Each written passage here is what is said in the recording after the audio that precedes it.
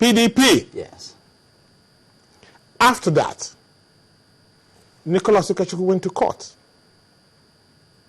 with another contraption. When I was there last time, I made it plainly and abundantly clear that documents were forged, which were refuted by the National Guard for that judgment to be obtained in the first instance. But you cannot pervert the truth. The truth stands. That is why Tony Nwoye went to the appeal court to ask that to be reversed. Yes. It's not the courts that give parties their candidates or governorship, it's the people. Okay. Now, what I found strange in the whole matter was that, yes, initially, the national leadership of the People's Democratic Party faithfully and solidly backed Tony Nwoye for as long as they could, as far as they could go. Then, all of a sudden, it now became public knowledge that Nicholas Ukachukwu was the governorship candidate of the People's Democratic Party in Anambra State. And to wit, that was recognized nationwide to the point where he was actually on an edition of this program, you know, because we've been taking the governorship candidates one after the other. So it was not until recently with the appeal court's ruling last week, was it Monday or Tuesday, but then somehow the national leadership of the People's Democratic Party at that point did an about-face, at least temporarily dumped Tony Nwoye and embraced Nicholas Ukachukwu. Charles. How did that happen? The PDP, led by Babanga Tuko, and our able president, never wavered for 1 second over the candidature of Tony Nwoye. So hold it. Tony Nwoye was elected in the popular elections. Yes. The PDP duly by September 17th submitted his name, acknowledged by the INEC. Just as that September 17 was done, he obtained a court order, that appeal court he went to in Port Harcourt, and INEC was forced to put his name. This is INEC's publication to Nigerians. This is Ukachukwu's name. They say by court order. Okay. By court order. No deputy. It was a creation of the court. PDP never wavered. Then, strangely, some guys concocted that INEC said that, oh, without Ukachukwu submitting a deputy, that PDP will not have a candidate. They now tried to smuggle that in. You mean smuggling a candidate? A deputy to make unreal become real. In a letter again by INEC, INEC refuted that and said, as far as we are concerned, as at 17th at the close of the nominations, PDP has its candidate who is Tony Nwoye, but you are here because of the courts. Go and resolve yourself in the courts. So we went to the appeal court. The cases were heard. Judgment was given. Strangely, the guy who went to court to obtain arrested judgment. That was why he went to the Supreme Court. The Supreme Court said, hey, in the jurisprudence of Nigeria, there's no room for that. Go, let the appeal court go and deliver judgment, which they did on Wednesday. And it's been consistent. PDP never wavered because Mr. President said, let the will of the people be done. And the Supreme Court was explicit to say, it is not the court's responsibility to impose a candidate on the party.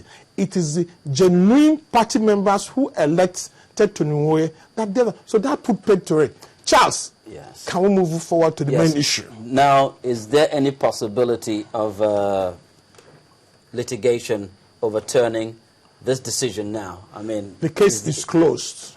There's no window of opportunity. The appeal court made it abundantly clear that once the party has taken through its processes of nominating aggrieved party members, go and do the appeal committees and co, it is only the party that has the right. Our problem in Anambra today, it's not that. We've passed that. Okay. We've moved forward. The issue is Anambra elections of November 16. Yes. The issue is that we have a surrogate governor trying to be imposed on us by Peter Obi. We said no to that. That is our issue. The debate now is, this one is past. Yes. What the PDP is here now is to win the governorship house on November 16th. Very good. Now, you see, it's not just the All Progressives Grand Alliance that the PDP has to contend with. You have a very popular candidate in the person of Dr. Chris Ngige on the platform of the All Progressives Congress. As far as you're concerned, that will be debatable, but no problem. But then, consider this a race. And the PDP, because of the legal complications, is a relatively late starter. All the other candidates have the momentum. Now, how does the PDP intend to overcome this very major challenge posed by the later starting? I mean, the campaign's already on the ground. Mr. Nwoye's campaign is just taking off. So how do you expect to overtake these opponents? Charles, you can see I seem to be in a hurry. Do you know why? The PDP machine is raving and is in close control. Okay. The PDP as a party is going into these elections as a united family. Do you know the reason why? Our brothers have contested the elections. There were about 15 that did the primaries. All the shabazz is over. But even when our brother, even when my brother Kachuku came here last time, he went to do a rally in Oka. It was for PDP. Absolutely. It was for PDP. Tony Nwoye's campaign has been raving. Though they tried to distract him by asking him not to campaign. We are winning the governorship house. Our issue is not internal party of the PDP. Our issue is that for the past 8 years, we've had a governor that left us crazy. Anambra is the #1 state in the country. Enugu has overtaken us. Akwa Ibom has overtaken us because we have a governor that was taking pedestal and persistence. The question in Anambra State today is our lives better today than yesterday? No. Infrastructural-wise, no. Where do you have the highest rate of armed robbers? Anambra State. I will show you this, Charles. This is the issue. This is the analysis of voters in Anambra State. 52% of them are from where? They are youths between 18 and 35. 18 and 35. They're unemployed. That's the reason why our young children are being armed robbers, rapists, kidnappers, and co. But the problem of unemployment is, is a national thing. It's not a national issue. No, every government must provide a conducive environment. Peter Obi, can he come and tell you that he employed one soul since 8 years ago? Oh, come on. Come on, but I'm telling you.